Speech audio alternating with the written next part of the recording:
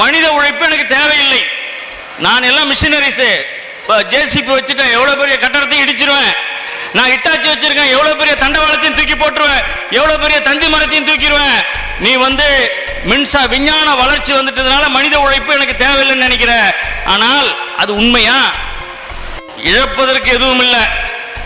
24 மணி நேரம் சாதாரண தொழிலாளி இருக்கான் பாருங்க, கொரோனா மாதிரி 24 மணி நேரம் நாளைக்கு முழுவதும் இந்த கோரிக்கையாக நாங்கள் வேலை செய்ய மாட்டோம்னு சுவிட்ச் ஆஃப் பண்ணுற மாதிரி ஆஃப் பண்ணுங்க பார்ப்போம். என்ன பண்ணுவாங்க?